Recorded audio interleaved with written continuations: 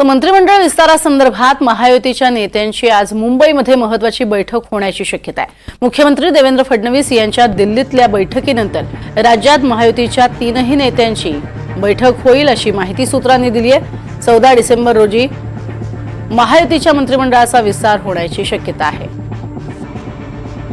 अधिक माहिती या संदर्भात घेणार आहोत आमचे प्रतिनिधी रामराजे शिंदे यांच्याकडनं। रामराजे, आधी एक तर फॉर्म्युला समोर आलेला आहे आणि त्यानंतर मुंबईतही महत्त्वाची बैठक पार पडेल असं कळतंय। बिलकुल, कारण काल रात्रीपासून बैठकांचा सिलसिला चालू आहे।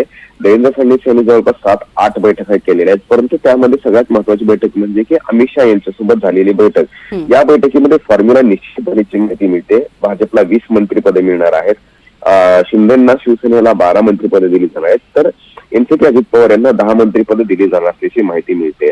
परंतु पहिला जे मंत्रिमंडळ विस्तार असणार आहे त्यामध्ये किती जणांना मंत्रिपदे द्यायचे हा निर्णय जो आहे तो सुद्धा झाल्याची माहिती मिळते, परंतु तो अद्यापही गुलदस्त्यामध्ये आहे।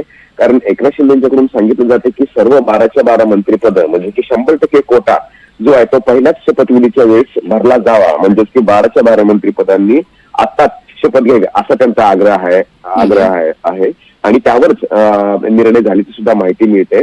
आणि आज सुद्धा अजित पवार आणि देवेंद्र फडणवीस दिल्लीमध्ये आज सुद्धा महत्त्वाच्या भेटी होण्याची शक्यता आहे।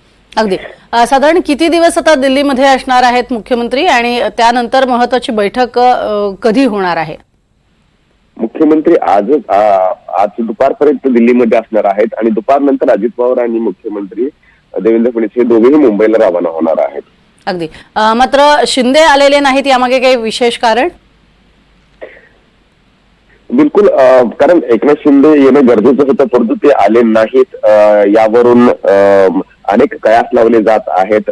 मंत्रिपदावरूनच आणखीन चर्चा जी आहे ती सुरू आहे आणि त्यावर तोडगा कालच्या रात्रीच्या बैठकीत निघाल्याची माहिती मिळते। नक्कीच, तुर्तास धन्यवाद या संपूर्ण माहितीसाठी राम।